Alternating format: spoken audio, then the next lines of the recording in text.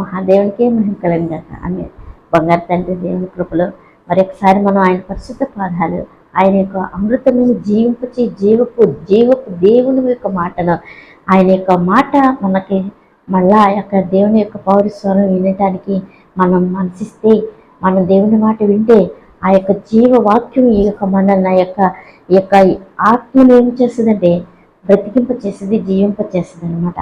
అయితే ఇది ప్రతిసారి ఇలాగే దేవుడి వాక్యం జీవింపచేస్తుంది, జయింపచేస్తుంది, నడిపింపచేస్తుంది అని ఎన్నో సంవత్సరాల నుంచి మేము వింటున్నామండి, మాకు తెలుసానని అంటారేమో. నిజంగానే దేవుడి యొక్క సత్యవాక్యం ప్రతి క్షణం కూడా ఒక్కొక్క తరం ఒక్కొక్క ఈ యొక్క కాలపు గడియల్లో దేవుని యొక్క జనం ఆ యొక్క ఊపిరి పెట్టిన ప్రతి ఒక్క తరం నడుచుకుంటూ ముందుకు వెళ్ళిపోతానే ఉంటుంది, ఆ గడియలు దాటుకుంటూ. అయితే వారి యొక్క విధానంలో ఆ యొక్క ఊపిరి అపవాది చేతికి వెళ్లకుండా దేవుని మాట వింటే బాగుపడి, రక్షించబడి, స్వస్థత నుండి జీవింపచేయబడి, లేపబడటానికి కోసం ఆ యొక్క దేవుని యొక్క మాట ఆ యొక్క అగాధ జలముల మీద ఎట్లాగ దేవుని యొక్క వాక్యం వినిపించబడి ఆ యొక్క దేవుని మాటను వెలుగు కలగంగా మనగానే వెలుగు కలిగింది. అంటే అంతకుముందు ఏముంది? అగాధ చీకటే కదా, ఆ యొక్క జలముల మీద ఉంది. అయితే దేవుడి యొక్క వాక్కు రంగానే ఏమైంది? జీవం కలిగి వెలుగైంది అనమాట. అలాగే ఈ లోక విధానపు ఈ యొక్క కడవరి దినాల్లో కూడా చీకటి యొక్క పాతాళ ప్రభావమే, దాని యొక్క విధానపు తలలే, దాని యొక్క భయంకరమైన పాతాళ యొక్క ఆ యొక్క గట్టు సర్ప యొక్క మోసమే, ఆ యొక్క విషమే, ఆ యొక్క చీకటి ఎంతగానో ప్రబలిపోయి మనిషి యొక్క విధానాన్ని మింగేసి, మనిషి యొక్క గర్భంలో ఉండగానే పాపాన్ని అంటగట్టి దాని యొక్క విధానంలో ముద్రించబడటానికే, దాని సంఖ్యలోనికి వెళ్ళిపోవటానికే రూపొందించబడుతుందండి ఈ యొక్క విధానం, గాలి యొక్క విధానంలో ఈ సృష్టి. ఎందుకని అంటే ఆది నుంచి ఆ యొక్క ఆదంగా నుంచి వస్తున్నటువంటి ఆ యొక్క జీవ ప్రక్రియ జరుగుతుందన్నమాట. అయితే ఎంతగానో దేవుడు అంచెలంచెలుగా దేవుని యొక్క ఆత్మ, దేవుని యొక్క పావరస్వరం, దేవుడే సాక్షాత్. ఇప్పుడంటే ఇంకా ఆయన వాక్యమే వినిపిస్తుంది. ఇదివరకే కాలంలో అయితే సాక్షాత్ దేవుడే దిగొచ్చేవాడు అన్నమాట. అయితే ఎంత ప్రేమ అమృతమూర్తి! ఎందుకంటే సొమ్ముగలైన ఆయన, ఊపిరి పెట్టింది ఆయన కాబట్టి, జీవాధిపతి ఆయన కాబట్టి, ఆయన ఎంతగానో ఆ యొక్క ప్రత్యక్షత, ఆయన యొక్క దేవుని యొక్క ఆ యొక్క కాపాడబడే భాగ్యాన్ని, ఆత్మలు రక్షించబడి ఆయన చేతితో రూపొందించబడిన ఆత్మలు దేవుడి సన్నిధికి రావటానికి ఆయన దర్శన భాగ్యం, ఆయన పౌరస్వర భాగ్యం, ఆయనకి జీవవాక్యం ఇప్పుడు మళ్ళీ మనకి వినిపించబడుతుంది అనమాట. అయితే అంత తేలిక కాదు ఈ యొక్క అపవాది చెర నుంచి, అపవాది కట్టుల నుంచి, అపవాది సంఖ్యల నుంచి విడిపించబడటం అనమాట. అయితే మనం ఏం చేస్తామంటే మన యొక్క విధానపు అనుదిన పరిచర్యలో మనం ఈ లోక ప్రపంచమే మనకు తెలిసిందే, మన విధానంలోనే తరతరాలకు జరుగుతున్న విధానంలోనే ఈ యొక్క సంఖ్యలోనే మనం ఈ యొక్క కాలక్రమంలోనే మనం నడుచుకుంటూ వెళ్ళిపోతూనే ఉంటాం. కానీ ఈ యొక్క కాలమే కానీ, ఈ యొక్క విధానమే కానీ, ఈ గడిలే కానీ, ఈ సమస్తం కూడా ఈ యొక్క అపవాది వశంలో ఉన్నటువంటి ఈ యొక్క చీకటి విధానంలో ఉన్నటువంటివి. అదేవిధంగా ఈ లోక విధానంలో కూడా మన జీవితంలో యొక్క అపవాది యొక్క విధానం గడియలు ఎక్కువై వచ్చింది అనుకోండి, మన యొక్క తలకాయలు నొక్కినా, గుండెకాయలు నొక్కినా, కాళ్ళు నొక్కినా, నడులు నొక్కినా, ఎక్కడ నొక్కినా, మన ఊపిరిలో ఎక్కడ నొక్కినా మనం ఏమవ్వాలి? ఈ లోకం వదిలేసి వెళ్ళిపోవాల్సిందే అనమాట. ఇన్ని విధాలుగా మనకు తెలిసి కూడా మన దేవుని యొక్క వాక్యం అనేది, మనల్ని రూపొందించిన సృష్టికర్త యొక్క దేవుని యొక్క జీవమైన, బలమైన, సజీవుడైన, మరణం గెలిచిన దేవుడు ఎవరని వివేచించకుండా, యోచించకుండా, చూడకుండా, మనం ఆయన మాట వినకుండా, ఆయన ఎవరని తెలుసుకోకుండా, ఆయన పొందుకోకుండా ఉన్నాం అనుకోండి, ఈ అపవాది యొక్క మోసంలో నుంచి మనం విడుదల నందలేమన్నమాట. అయితే ఈ యొక్క కాల విధానం ఏమైపోతుంది? ఈ విధంగా చెత్త పేరుకుపోయి ఏమైపోతుంది? ఆ యొక్క ప్రతి ఒక్క సృష్టి విధానం అంతా కూడా ముగిసిపోవడానికి రెడీగా వచ్చేస్తుంది అనమాట. అయితే మనకి ఇంకా ఈ చివరి దినాల్లో దేవుడు ఏం చేస్తున్నాడంటే ఆయన జీవవాక్యం, ఆయన సత్యవాక్యం ఇంకా వినిపిస్తున్నాడంటే, ఎంత నమ్మదగిన మంచి తండ్రి, ప్రేమగల తండ్రి, సృష్టికర్త దేవదేవుడు. ఆయన ఎంత దయగల దేవుడు కాకపోతే దుర్మార్గులమైన మన మాట విన ఆయన అంటే ఎవరో తెలియని మనలైనా ఎంతగానో ఆయన ఈ లోక విధానంలో ఆయన యొక్క కనుదృష్టి, ఆయన యొక్క దయ, దాక్షిణ్య మూర్తి భాగ్యాన్ని మనకి కలిగింప చేసి మనల్ని నడిపించి జీవింపచేస్తున్నాడు. ఇంకా ఎవరైనా బ్రతకగోరువాడు ఉంటే దేవుడి యొక్క మార్గం, దేవుని యొక్క స్వరం, దేవుని యొక్క పాదాల ఎత్తుకు రావడానికి ఇంకా కృప చూపిస్తూ నడిపిస్తూ ఆయన యొక్క సత్యవాక్యాన్ని వినిపిస్తున్నాడంటే మనం ఎంతో ఈ యొక్క మానవ జన్మ ఆయన చేతి రూపొందించిన ఈ యొక్క జన్మ చాలా గొప్పది, ధన్యమైన విధానంలోనికి వెళ్ళే భాగ్యపు విధానం కూడా ఉందన్నమాట. అయితే ఈ ధన్యత, ఈ లాభం, ఈ పరలోక విధానం, ఈ యొక్క నిత్య దేవుని యొక్క సంతోషించి ఈ సంతోషాన్ని ఏం చేస్తాడంటే అపవాది అవ్వాదంగా ఎలా వాళ్ళ దగ్గర దొబ్బింది, మన దగ్గర కూడా సప్పగా పూర్తిగా దొబ్బింది అనమాట. అయితే ఇంకా బలమైన ముద్రలతో కూడా ముద్రించి ఉంచింది అనమాట. అయితే ఇవన్నీ చూసి కూడా దేవదేవుడు ఏం చేస్తాడంటే ఈ కడవరి దినాల్లో మన కోసం సాక్షాత్ ఆయన కుమారునే అంతమంది ఆయన ద్రాక్షవనంలో చంపి పాడేసినంటే దేవుడికి తెలియదండి, సృష్టికర్తకు తెలీదా? అగాధ జలముల మీద అల్లాడుచున్నటువంటి ఈ యొక్క చీకటిని పారద్రోలి వెలుగు కలుగుగా కానీ సమస్త భూబండలాన్ని సృష్టించిన సర్వభౌముడికి తెలీదా? ఆ యొక్క తోటలో, ఆ యొక్క ద్రాక్ష తోటలో ఆయన యొక్క మాట వినడానికి ఆయన యొద్దకు వచ్చి వారందరినీ కూడా ఆయన గురించి సాధనంగా చెప్తున్న వారిని చంపివేయబడుతున్నారని ఆయనకు తెలుసు కదా. ఆయన కుమారుడిని పంపించాడంటే ఆయన రూపొందించినటువంటి ఈ లోక విధానపు ఆత్మలు ఏ విధంగా ఆయన యొద్దకు రావాలి, ఆయన యొక్క పౌరస్వరం ఎంత కడ వరకు కూడా వినిపించబడుతుందంటే ఆయన ఎంత దయగల ప్రేమగల అమృత తండ్రి. మనం ఏం చేస్తామంటే ఇప్పుడు మనకి ఏదైనా లాభం కావాలని కోరుకుంటాం కానీ నష్టం రావాలని కోరుకోం కదా. ఈ యొక్క ప్రపంచం పుట్టిన కాడి నుంచి ఇప్పటి వరకు ఏదైనా సరే, ఎవడైనా సరే, తెలిసినోడైనా తెలియనోడైనా చిన్నోడైనా ఎవరైనా సరే నష్టం రావాలని అనుకుంటారా? ఎవరు అనుకోం కదా, లాభం కావాలని అలాగే దేవదేవుడు ఎంతో మనకు లాభకారుడు, ఎంతో జీవాధిపతి, అమృతమూర్తి కావాలనే కోరుకుంటాం. అయితే అటు కోరుకున్నవాడు ఎవడన్నా ఉన్నాడా ఈ కడవరి దినాలు? ఆది నుంచి కూడా దాని సమూహంలో కలిసిపోయి దాని విధానంలో దాని మోసంలో కొట్టుపోయేవారే తప్ప ఎవరు లేదు. అయినా సరే ఈ యొక్క దేవదేవుని యొక్క కుమారుడే, కుమారుడినే సాక్షాత్తు ఆయన్ని కూడా ఆయన ఏం చేస్తాడు, ఈ యొక్క భయంకరమైనటువంటి శాపంలోనికి, నాశనంలోనికి పంపించి సాక్షాత్ పరదేశ పౌరమూర్తి యొక్క కుడిపార్శ్వమైనటువంటి ఆయన కుమారుడినే ఈ యొక్క నరక కోపమైనటువంటి 7 ముద్రలతో ముద్రించినటువంటి ఈ పాతాళ లోకంలోనికి విడుదల లేనటువంటి ఈ యొక్క భయంకరమైన విధానంలోనికి ఆయన కుమారుడినే పంపించి ఈ యొక్క శాపంలో ఆయన రక్తాన్ని కార్చింది సమస్తాన్ని ఆది సంభూతికి తెలుసు. ఆయన మన కోసం ఈ కడవరి దినాల్లో పంపించాడండి. ఇంత యోగ్య భాగ్యపు అమృత అదృష్టం ఇంకెక్కడన్నా ఉందా?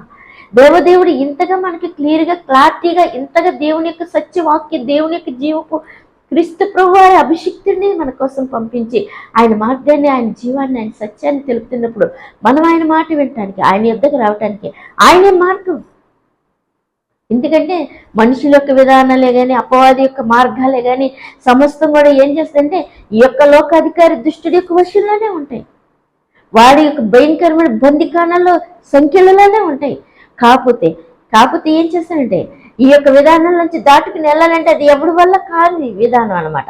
అయితే సాక్షాత్ దైవ కుమారుడిని, సాక్షాత్ యెహోవా తండ్రి సృష్టికర్త కుమారుడిని పంపించి మనకి విడుదల కలిగించడానికి, మనం ఆ సంఖ్యల నుంచి తెప్పించబడతారు, మనం ఆ శాపంలో నుంచి రక్తంతో కొనుక్కుంటానికి సాక్షాత్ క్రీస్తు ప్రభువారిని కుమారుడిని పంపించి ఆ యొక్క ద్రాక్ష తోట వనంలో ప్రాణం పెట్టిన ఆది గొర్రెగా, ఆ యొక్క దేవ ప్రథమ గొర్రె పిల్లగా, ఆ యొక్క దేవుని యొక్క బలిదానంగా అయిపోయినటువంటి ఆ యొక్క క్రీస్తు ప్రభువారిని ఎంత గొప్ప దేవ కుమారుడికే ఏం చెప్పాడు ఆయన మాట వినండి. శిష్యులకి ఆయన ఏం చెప్పాడు? అంత రూపాంతర జీవితం చూస్తున్నప్పుడు ఆయన భక్తులు కూడా చూస్తున్నాడు. అయితే వాళ్ళ వల్ల కాదు, క్రీస్తు ప్రభువారితో ఉన్నారు, మీరు నా కుమారుడి మాట వినండి అని చెప్పాడు ఆయన. అయితే ఈ యొక్క అపవాది యొక్క నరకం, ఈ లోక ఘట్టం దాటాలంటే ఎవడో మార్గం కాదు, ఏది లేదు మార్గం, క్రీస్తు ప్రభువారే మార్గం, సత్యం, జీవమైన ఆయన మార్గంలోనికే రండి అని క్రీస్తు ప్రభువారే ఆయనే మార్గం, సత్యం, జీవమై ఉండి నడిపిస్తున్నాడంటే ఇంకా బ్రతకమని. ఈ యొక్క కడవరి దినాల్లో వచ్చేసరికి ఈ యొక్క శరీరం మొత్తం సర్వనాశనం చేసేస్తుంది. ఎందుకంటే అపవాది పూర్వకాలం నుంచి దాని వశంలోనే ఉన్నారు జనం అంతా, ప్రపంచం అంతా. కాబట్టి ఇప్పుడు మనం వచ్చినటువంటి ఈ లోక భూమి విధానము, ఈ 70 సంవత్సరాలు, 20 సంవత్సరాలు, 50 సంవత్సరాలు, ఈ యొక్క ఆయుష్లో మనం ఏదో సాధించేస్తాం, మనం ఏదో పొడిచేస్తాం, మనం ఏదో ఏమీ ఉండదు, మనము కూడా అట్టి శాప నాశనంలోనే కొట్టుపోతాం.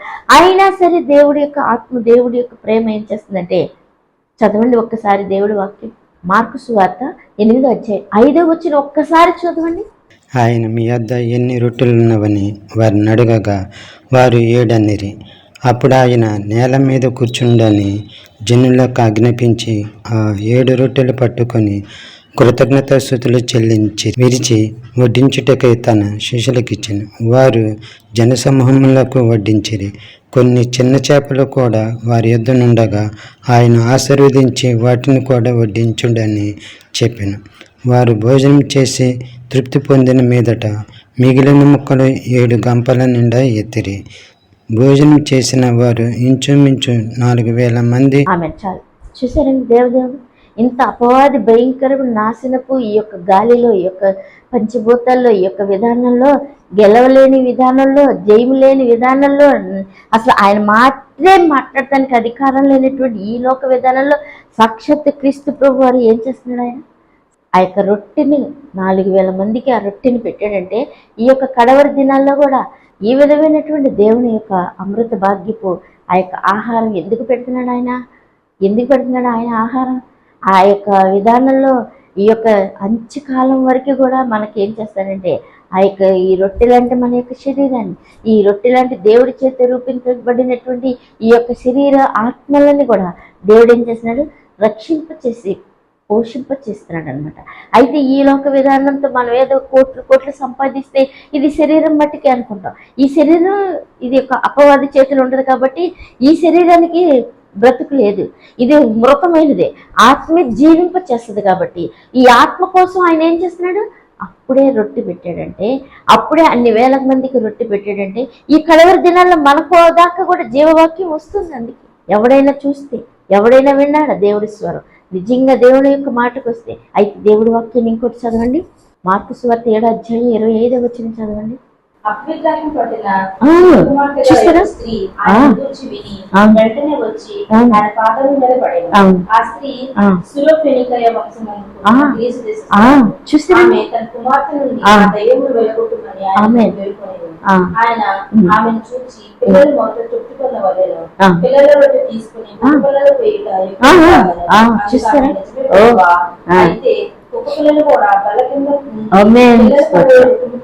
కదా అని ఆయనతో చెప్పారు. అందుకని ఈ మాట చెప్పినందున దయ్యములు కుమార్తెను వదిలి కనికరిపోతున్నాడు. ఆమె ఇంటికి వచ్చి కుమార్తె మనసు దయ్యం వదిలిపోయి చాలు. చూసారండి, అక్కడ దేవుడు ఏం చెప్తున్నాడు? వాళ్ళు అడగకుండానే రొట్టె పెడుతున్నాడు ఆయన. ఆ యొక్క ఆది సంఘం ఆ యొక్క 153 చేపల్ని ఆ యొక్క దేవుని యొక్క ఆ యొక్క సంఘంలో దేవుని యొక్క ఆత్మవాక్యం బలపడటానికి, నిలబెడటానికి, జీవింప చేయడానికి ఎంతగానో మొదటగానే వారికి ఏం చేస్తున్నాడు? 4,000 మందికి ఆహారం పెట్టాడు ఆయన. వాళ్ళు అడక్కమునుపు ఆహారం పెట్టాడు. మహారక్షకుడు ఆయన, ఆది సంభూతుడు. ఇప్పుడు మనం అన్నం తినలేదనుకోండి, ఒక వారం రోజులు ఏదైనా పని చేయగలమా? ఏదైనా నడవగలమా? ఏమైనా మాట్లాడగలమా? ఏమైనా ఊపిరి కానీ ఏదైనా సంతోషం మొత్తం పడిపోయి ఉంటాం అన్నమాట. అదే విధంగా ఈ లోక కాలంలో మనం పడిపోయి చనిపోవడానికి రెడీగా ఉన్నటువంటి మనకు కూడా దేవుడు ఏం చేస్తున్నాడు? ఆ కాలంలో దేవుడే సాక్షాత్ దైవ కుమారుడే ఏం చేస్తున్నాడు? ఆయనే ఏం చేస్తున్నాడు? ఎందుకంటే ఆ యొక్క 7 ముద్రలు ఇప్పింది ఆయనే. ఆ యొక్క జీవింప చేసి సాతాను యొక్క బంధక చెర నుంచి విడిపించింది క్రీస్తు ప్రభువారే, ఆ గొర్రెపిల్ల దేవుడే. అయితే ఈ యొక్క ఆహారం పెట్టి లేవనెత్తేది కూడా రేపు సమయంలో దేవుని యొక్క ఆత్మ నింపుదల, దేవుని వాక్యాన్ని నిప్పుగా మంటగా ఉండి ఆయన యొక్క వాక్యంతో నింపబడి బలము కలిగి ఉండటానికి కూడా ఆయన ఆహారం పెట్టింది కూడా క్రీస్తు ప్రభువారు. ఎంతగా చేస్తున్నాడంటే ఇది దైవాని కుమారుడు. ఇంతగా చేసిన ఆయన క్రీస్తు ప్రభువారు ఆ యొక్క సిలువను, కల్వరి సిలువలో మోసుకొని ఆ యొక్క పాపిష్టులైన మనుషుల చేత కొట్టించుకొని తిట్టించుకోవాల్సిన అవసరం ఆయనకేం లేదు.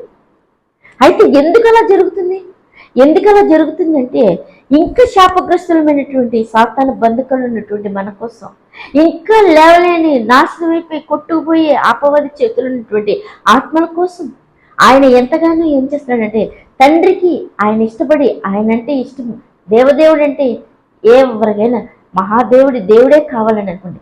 అటువంటి దేవుని ఆశ కలిగిన వారిని లేవనెత్తడానికి కోసం, దేవుని యొక్క నిజముగా నిప్పుగా దేవుని యొక్క మార్గంలోనికి వెళ్తానికి, ఆత్మను రక్షించబడి శరీరం కేవలం ఇదైపోయినా పర్వాలేదు, ఆత్మనిచ్చి జీవింపచే దేవుడు ఆత్మ ఆహారం కోసం అంతగా రొట్టెలు పెట్టి జీవింపచేసి ఆ యొక్క నడిపిస్తున్నాడంటే సాక్షాత్ దేవుడికి ఎంతగా అంటే అపవాది చేతిలో, ఆ యొక్క పాపిష్టులేని చేతిలో అంత విధమైన ఘోర విధానపు శిక్షణ అంటే ఆ యొక్క బండ లాంటి కల్వరి సిలువలో ఆది కాలంలో ఉన్నటువంటి ముద్రతో ముద్రించబడిన వారికి కూడా ఆ యొక్క కల్వరి రక్తం చింది వెళ్ళాలి, వెళ్తేనే విడుదల.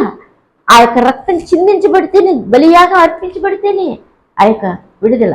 అయితే ఇది యొక్క అపవాది పని కాదు, ఇది అపవాది శాస్త్రులకి ఈ లోక దానం కోసం చేసే పనులు కాదు. ఈ ముక్కలైపోను దాన్ని నరికి వేశాడు ఆయన, అందుకే పాతాళంలోకి. ఈ దేవుని కుమారుడిన, ఈయన సాక్షాత్తు సార్వభౌముడైన ఇట్టి దేవుణ్ణి మనం చెవి పెట్టి విన్నామా? ఇట్టి దేవుడి వాక్యం మన దగ్గరకు వచ్చినప్పుడు మన హృదయంలోకి తీసుకున్నామా? మనం బ్రతుకుతాం అన్నమాట. ఇట్టి దేవదేవుని మాట అమృత జీవపు ఓట. ఇటు దేవుడు మనకు దొరుకుతున్న కాలం బంగారు భాగ్యం అనమాట. ఇటు దేవదేవుని మనం పొందుకుంటే ఎంతో. అయితే ఇక్కడ ఇంకో స్త్రీ ఏం చేస్తుంది? తండ్రి నా కుమార్తెను రక్షించి, తండ్రిని వెనకాల పడుతున్నా. ఆ మాట వింటలేదు ఆయన. చూసారా, సార్వభౌముడికి సర్వ సృష్టి 7 కన్నులు 7 దీపముల మధ్య కలిగిన అన్నీ తెలుసు. అయితే ఆమె ఎంటలా ఎందుకంటే ఇంకా అగాధలోకపు భయంకరమైన అపవాది శక్తుల చేతుల్లో ఉన్నటువంటి వంశం అనమాట. ఆ యొక్క విధానంలో నుంచి ఏం చేస్తుందంటే ఆ యొక్క ఆత్మ ఇంకా ఎంత లోతుకెళ్ళి ఎంతగా అడిగగలదు అనే విధానంలో ఆయన చూస్తున్నప్పుడు ఆమె ఇంకా పట్టు వదలక ఆయన వెంటాడుతూనే ఉంది, అడుగుతూనే ఉన్నప్పుడు పక్కనున్న వాళ్ళైనా కంగారు పడిపోయారు. ఎందుకంటే మనలాంటి వాళ్ళే ఏదైనా జరిగిందనుకోండి, అయ్యో మన పని మనకు తెలిసిన విధానంలో మన ఆ పని చేసే, ఈ పని చేసే, ఈ మార్గం వెళ్ళు, ఆ పని చేసుకో, ఇలా బతికిసే అని చెప్పేసేవాళ్ళమే కదా. అయితే ఈ బతికిలోనికి అపవాది దెయ్యం సుడిగాలి డొన్నడోలు వచ్చి నేను కొట్టుకుపోతాయి, ఈ యొక్క లోక వరద సునామీలు వచ్చి కొట్టుకుపోయి మళ్ళీ దాని సంఖ్యలోకి దాని పొట్టలోకి వెళ్ళిపోతాం మనం అని. ఈ విధంగా మనుషులకి తెలియదు, మనుషుల బలం ఆపలేదు. అయితే సాక్షాత్ దేవుని యొక్క బలం, దేవుని యొక్క మాట, దేవుని యొక్క స్వస్థత, దేవుని యొక్క జీవపు వాక్కు, ఆయన మాట వింటేనే మనం నిజంగా బ్రతుకుతాం అన్నమాట. ఎముకలతో సహా లేపింపబడి జీవింపచేసిన దేవుడే బ్రతికించి చేయగలటువంటి అట్టే సాక్షాత్ క్రీస్తు ప్రభువారే అక్కడ ఉన్నప్పుడు ఆమె ఎంతగానో ఇంకా వదలక విడవక ఆమె అడుగుచున్నప్పుడు ఆయన ఒక మాట చెప్పండి, ఎంతగా ఆమెని ఈ లోక విధానంలో అన్నా కూడా ఆ యొక్క రొట్టెని తీసుకుని కుక్క పిల్లలకి అయితే యుక్తం కాదమ్మా అని ఎంతగా ఆయన మాట సవరణ చేసి మాట్లాడిన ఆమె ఎంతగా ఆ యొక్క గట్టి ప్రేమ చూసారా. ఎందుకు ఇలాగంటే ఈ లోక విధానాలు అయితే మనమైతే కంటి చూపు చూసి ఈ మనిషి రైట్, ఈ మనిషి కాదు, లేకపోతే ఈ మార్గం కరెక్ట్, ఇది కాదు, ఈ పని కరెక్ట్, ఈ పని కాదు అని తేల్చి చెప్పేస్తాం మనం. ఎందుకంటే మనది లైట్ గాలిస్తే కొట్టుకుపోయే బతుకు, మరణం వస్తే ఈడ్చుకుపోయే బతుకు, ఏ విధమైన తేలిక బతుకు. కాబట్టి స్వల్ప బతుకులు పనికి మాలిన విధానంలో మనం ఏం చేస్తామంటే మన సొంత ప్రయత్నం చేస్తామంట. అయితే దేవుని యొక్క జీవింపచేసిన దేవుడి యొక్క సృష్టింప చేసిన దేవుడి యొక్క ఆయనకి తెలుసు ఎటువంటి పనికి మాలిన దానిలోనైనా, ఎటువంటి దాంట్లోనైనా, ఎటువంటి వాటిలోనైనా ఆ యొక్క ఆత్మ, దేవుడి సృష్టికర్త పెట్టిన ఆత్మ గట్టిది బలమైనదని ఆయనకి తెలుసు. కాబట్టి ఆమెను అంతగా లోతుగా శోధించి మాట్లాడినప్పుడు ఆమె కూడా అంత విధిగా లోతుకి వెళ్ళి, ఆమె కూడా అంతగా ప్రేమ కలిగి, ఆమె కూడా ఎంతగా హృదయంలో ఆయనకి చోటించి, ఎంతగా ఆయన మీద ఇష్టపడి అట్టి గొప్ప నిరీక్షణ, అట్టి గొప్ప ప్రేమ, అట్టి గొప్ప మెట్టు ఏం చేస్తుందామని ఆమెని, ఆమె కుమార్తెను కూడా రక్షింపచేసి క్రీస్తు ప్రభువారికి దొరికారు సాక్షాత్ ఆమెకి. ఆ రొట్టె దొరికింది ఆమెకి, ఆ కుమార్తె బ్రతికింది, అపవాది వదిలిపోయి వెళ్ళిపోయింది, జీవంలోనికి వచ్చారు వాళ్ళు. అట్టి విధమైనది ఈ కడవరి దినాల్లో కూడా మన కోసం కూడా దేవుని సత్యవాక్యం బయలువేడాల్సింది. ఆ యొక్క మాట మనం వింటే, ఆయన యొక్క వేదాలలో మనం ఎవరైనా బ్రతకగోరువాడు ఉంటే, ఆయన యొక్క జీవవాక్యం వింటే, ఆ యొక్క మార్గమైన సత్యమైన దేవుడు వెళ్తున్నప్పుడు, ఆయన వాక్యం ఇస్తున్నప్పుడు మన హృదయంలోనికి ఆయన మాట వింటే, ఆయన ఎవరైనా తెలుసుకుని ఆయన కలిగి ఉంటే, ఆయన తడితే ఆయన తలుపు తీసే దేవుడు. కాబట్టి హృదయంలోనికి వచ్చి ఆయన ఎవరో బయలుపరిచే దేవుడు. ఆయనతో ఉండే భాగ్యపు రొట్టెని బలమైన ఆయన మాట, ఒక్క మాట చాలు బ్రతికింపు చేసి జీవపు మాట ఇంకా నడుస్తుంది. కాబట్టి ఆయన మాట వినటానికి భాగ్యం కలిగిస్తున్నాడు. కాబట్టి వింటే బ్రతుకుతాం అన్నమాట. అయితే దేవుడు వాక్యం చదవండి, ప్రకటన గ్రంథం 3:2 చదవండి. నీ క్రియలు నా దేవుని ఎదుట సంపూర్ణమైనవిగా నాకు కనబడలేదు గనుక జాగరూకుడివై చావనయున్న మిగిలిన వాటిని బలపరచుము. నీవెలాగూ ఉపదేశం పొందితువో, ఎలాగూ వింటివో జ్ఞాపకం చేసుకుని దానిని గైకొనుచు మారు మనసు పొందుము. నీవు జాగరూకుడివై ఉండని ఎడల నేను దొంగవలే వచ్చేదను, ఏ గడియను నీ మీదకి వచ్చేదనో నీకు తెలియదు. అయితే తమ వస్త్రములను అపవిత్రపరచుకొనని కొందరు సార్దీస్లో నీ యొద్ద ఉన్నారు. వారు అర్హులు గనుక తెల్లని వస్త్రములు ధరించుకుని నాతో కూడా సంచరించెదరు. జయించువాడు అలాగున తెల్లని వస్త్రములు ధరించుకును. జీవగ్రంథంలో నుండి అతని పేరు ఎంత మాత్రమును తుడిపెట్టక నా తండ్రి ఎదుటను ఆయన దూతల ఎదుటను అతని పేరు ఒప్పుకొందును. సంగములతో ఆత్మ చెప్పుచున్న మాట చెవిగలవాడు వినుగా. ఆమేన్. చాలు. చూసారండి, ఇట్టి దేవుడి యొక్క వాక్యం, ఇట్టి జయము కలిగిన వారు, ఇట్టి జీవన దేవుడి యొక్క మాటను జయము పొందుకుని ఆయన వెంబడించి ఆయన కలిగి ఉన్న వారికి ఏమొచ్చింది? ఆ యొక్క కలవరి సిలువలో ఆయన సిలువేసినప్పుడు అందరూ ఎవరి దారి వాళ్ళు వెళ్ళిపోయినా కూడా ఆయన ఆత్మలో ఆయన ప్రేమకు విధులే ఆయనలో అంటగట్టబడిన వారు అప్పుడే ఎంతగానో ఆ యొక్క దేవుని వెంబడించిన వారికి ఆయన ప్రత్యక్షత, ఆ యొక్క అపవాదిని నరికివేసి అనేకమైన ఆత్మలను పైకి వచ్చినప్పుడు ఆయనతో పాటు అనేక మందికి అగబడినప్పుడు ఆ యొక్క విధానంలో ఆయన బయలుపాటును చూసినప్పుడు ఎంతో మంది వదిలేసి దూషించి వెళ్ళిపోయినా కూడా వాళ్ళకేమో ఈ లోక స్వార్థాన్ని చేతిలోకి పోయారు. వాళ్ళు మళ్ళా ఇంత అదృష్ట భాగ్యాన్ని పొందుకోలేరు. ఆయన కోసం ఎదురు చూసి ఆయన దర్శన భాగ్యాన్ని పొందుకొని అలాగే క్రీస్తు ప్రభువును కలిగి ఉండే అదృష్ట భాగ్యం ఆ కాలంలో వాళ్ళకి దొరికి ఆ యొక్క సంఘంలో ఆ యొక్క ఆత్మల చేత నిర్మించబడి ఆ యొక్క దేవుని యొక్క పరిశుద్ధాత్మ ఆ అగ్ని చేత విభాజింపబడినటువంటి ఆత్మను పొందుకున్నారంటే యెరూషలేములో ఎంతమందే ఉంటారు, కానీ ఆ మేడ గదిలో ఆయన పొందుకుని ఆయన కలిగిన వారిగా ఉండటానికి, ఆయన పొందుకుంటానికి, ఆయన మాట నమ్మి విశ్వసించి ఆయన ఆత్మను కూడా పొందుకుని ఇంకా మెట్టెక్కటానికి, ఈ లోకాన్ని జయించడానికి ఆయన ఇంతగా నడిపించి ఆయన మాట వినేవారికి ఎంత లోతు గుండెల్లోకి తెచ్చుకొని పోయి ఆ యొక్క ఆత్మతో నింపబడి స్తంభముగా ఆ యొక్క ఆత్మ దీపంగా వెలిగించబడి ఆ యొక్క దేవుని యొక్క ఖడ్గ వాక్యంతో నిర్మించబడి ఆ యొక్క దేవుని పదార్థంకి వెళ్ళిపోయి జీవితాలకు వెళ్ళినటువంటి గొప్ప భాగ్యాన్ని సంఘంలో వారికి ఇంకా కడవరి దినాల్లో చెప్తున్నాడు. ఇట్టి వారిగా మీరు ఉండండి, మీ విధానాలు మారు మనసు నొందితే గట్టిగా మీరు నమ్మిన వారికి ఇంకో మెట్టు చెప్తున్నాడు. ఏం చెప్తున్నాడు? మీరు బలం కలిగి ఉండటానికి తెల్లని వస్త్రాలు కూడా ఇస్తారు, అయితే మీరు ఇంకా ఎదగండి, మెట్టు ఎక్కండి నేను అంటున్నాడంటే ఇటు ఇవన్నీ పొందుకోవాలంటే, ఇటు దేవుని యొక్క వాక్యపు మెట్లు పొందుకోవాలంటే, దేవుని పొందుకోవాలంటే మనకి ఎవరు కావాలి? దేవుని వాక్యమే కావాలి, దేవుని మాటే కావాలి. ఆయన ఎక్కడ ఆయన దొరికే సమయం అంతా మనం ఆయన పొందుకుని ఆయన భుజించాలి. అప్పుడే మనం దేవుళ్ళ నిలబడగలుగుతాం. లేకపోతే ఈ అపవాది గాలిలో, ఈ అపవాది చీకట్లో, ఈ అపవాది ఈ యొక్క భయంకరమైన వాడి వేసే ఉచ్చు వలలో, ఈ యొక్క వరద లాంటి సునామీ లాంటి గాలికి మామూలుగా అయితే ఈ ప్రపంచం కాదు, సృష్టి కాదు, ఎవరు కూడా ఆగలేరు దాని ముందనమాట. అయితే దేవుని యొక్క ఆత్మను, దేవుని యొక్క కుమారుడు ఏం చేశాడు? ఆయన నన్ను కలిగిన వాడు, నేను మన్నాన్ని పెట్టాను. అయితే పాతకాలంలో మన్నాన్ని తిన్న కాలంలో వాళ్ళైనా చనిపోయారు, కానీ నేను పెట్టి మన్నాన్ని తిన్నవాడు ఎన్నడూ మరణం రుచిచూడు, మరణం పొందడు. నా తండ్రి ఎంతో మందిని బ్రతికించాడు, నేను కూడా ఆయన యొక్క జీవవాక్యాన్ని కలిగిన అంచెదినము నేను వారిని బ్రతికిస్తాను, లేవనెత్తుతాను.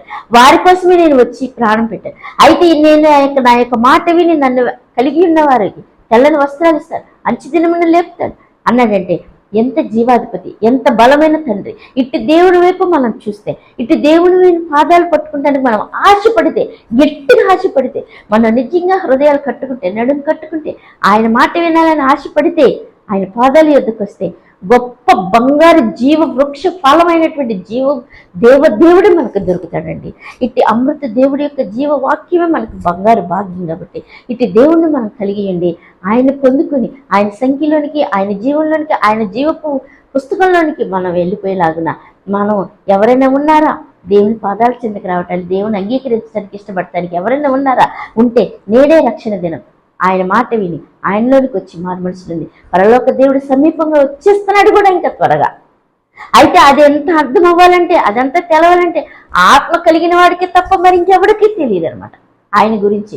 అట్టి భాగ్యపు శక్తిని ఆయన మాట వింటే, ఆయన యొక్క ఆత్మను పొందుకుంటే, ఆయన కలిగి ఉంటే ఈ యొక్క జీవపు వెలుగుతో, జీవపు ఆత్మతో నింపబడి ఆయనతో ఉండే భాగ్యాన్ని స్వయంగా ఆయనే, ఒకవేళ నువ్వు ఈ లోకం విడిచిపెట్టినా నేను లేపుతాను అని చెప్పినటువంటి ఆయన యొక్క జీవపు మాటని మనం కలిగి ఉండి ఆయనతో లేపబడటానికి, ఆయన కలిగి ఉండే భాగ్యాన్ని మనం పొందుకుంటానికి, ఇటు అదృష్టాన్ని మనం నిర్లక్ష్యం చేయక, ఈలోక సాతాను సమూహపు మోసపు విధానపుతో చూపు ఆలోచన పనులతో మనం ఉండక దేవుని వైపు తిరిగి ఆయన పాదాలు పట్టుకుంటే అమృత అదృష్ట తండ్రి ఈ లోకంలో కొట్టుకుపోయి పాతాళంలో భూకంపంలో కలిసిపోయి ఆస్తులు ఇస్తానని ఆయన ఏం చెప్పట్లేదు. ఈ లోకంలో శరీరం కేవలం నిష్ప్రయోజనం, ఆత్మ జీవింపచేస్తుంది. ఈ యొక్క ఆత్మని జీవింపచేయటానికి మనిషి కుమారుడు వచ్చినటువంటి ఇటు జీవాధిపతిని మనం కలిగి ఉండి నమ్ముకుంటే, ఇటు దేవుని యొక్క మార్గంలోకి మనం వెళ్తే జీవ మార్గమైన సత్యము ఆయన పట్టుకుని ఆయన కలిగి ఉండి ఆయన పొందుకుంటే, ఆయన యొక్క పరిశుద్ధాత్మలో ముద్రించబడటానికి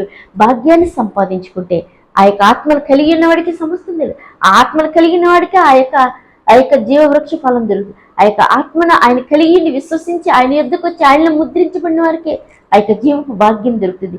ఆయన యొక్క జీవ కవలిలో ముద్రించబడి అట్టి భాగ్యాన్ని మనకి కడవరి దినాల్లో దొరుకుతున్నప్పుడు మనం కూడా పొందుకొని ఆయన సంతోషంలో ఆయన కలిగి ఉండే అమృత భాగ్యాన్ని మనం పొందుకుందామండి.